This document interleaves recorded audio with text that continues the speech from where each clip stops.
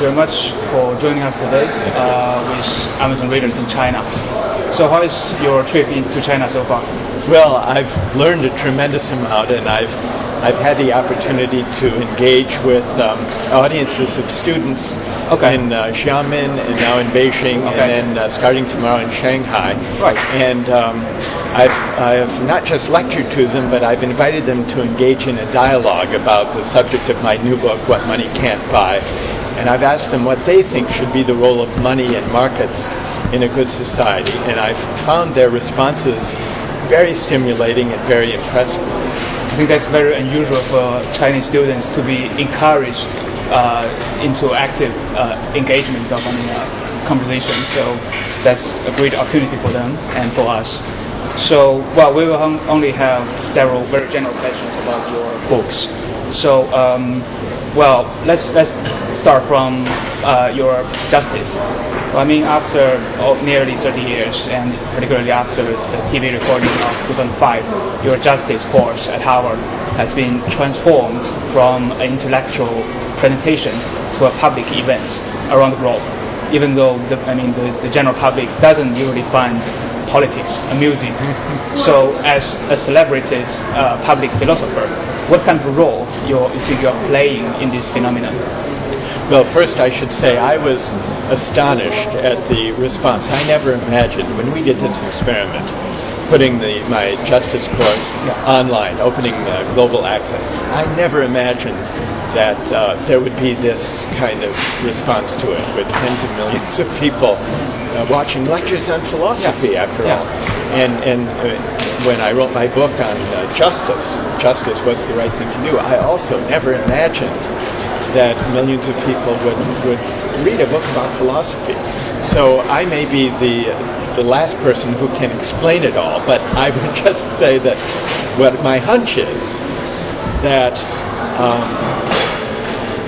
there seems to be a great hunger and a yearning, even a passion among especially young people, but readers of all ages in various parts of the world, especially in Asia and in China, to engage in serious reflection about big questions to do with justice and the common good, ethics, values, and it's been really something that has just astonished me. And it's been deeply gratifying to be able to contribute to this kind of dialogue. Well, you are one of the greatest teachers in the world right now. I mean, do you think that people need philosophy in general? Yes. And that may seem a surprising answer because philosophy seems like a very abstract and distant pursuit.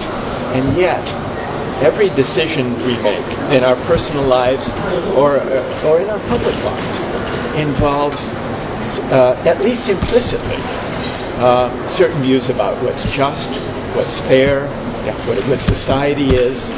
And philosophy gives us an opportunity to reflect and to discuss and to think together about the meaning of these big ideas.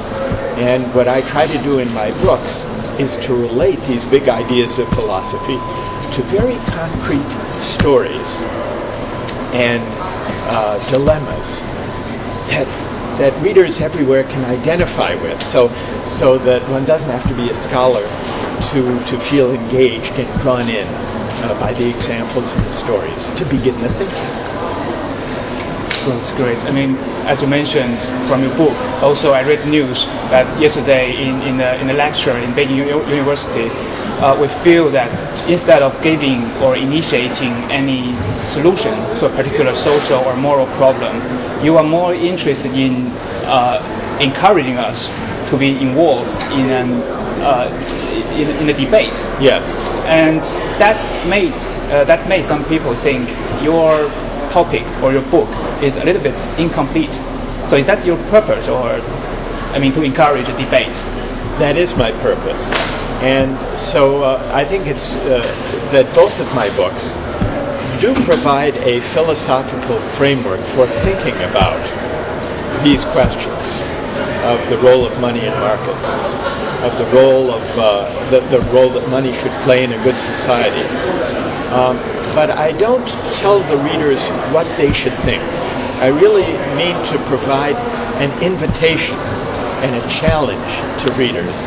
I offer stories, I offer examples to invite readers to think for themselves about their own values and their own ethical convictions, and to apply those values and convictions to some hard and interesting questions that face all of us in contemporary societies.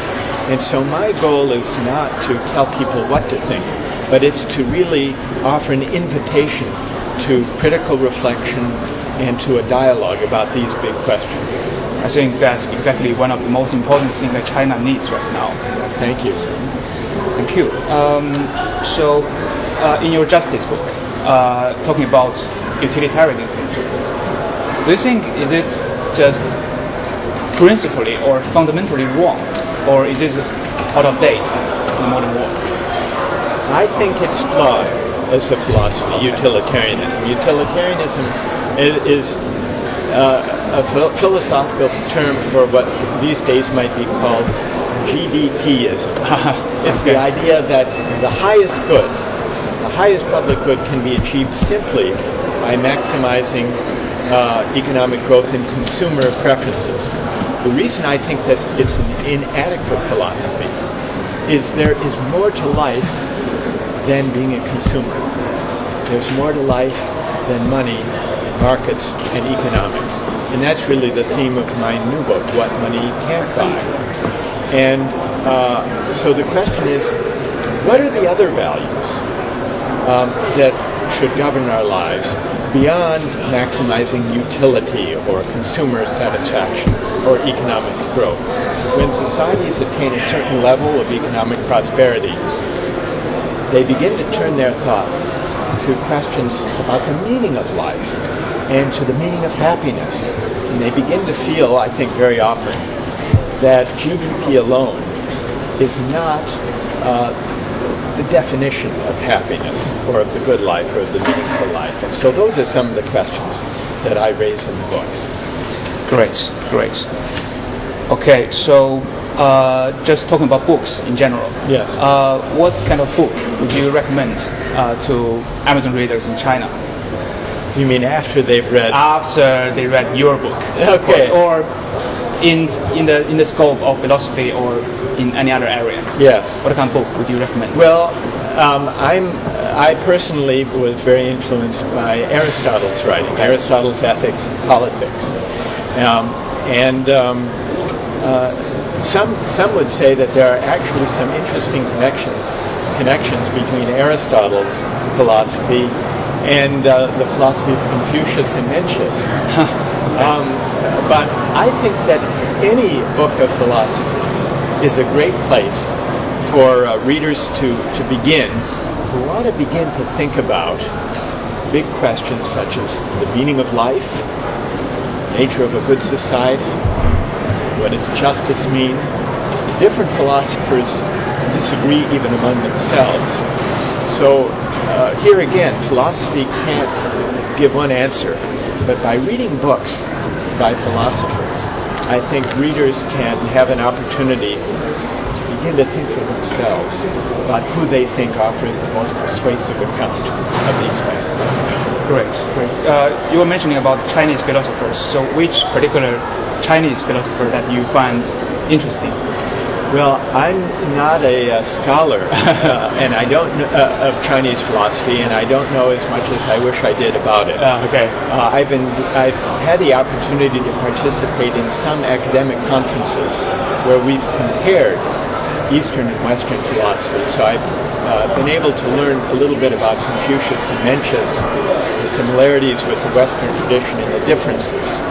But I would like to continue this learning and to learn more and to read more.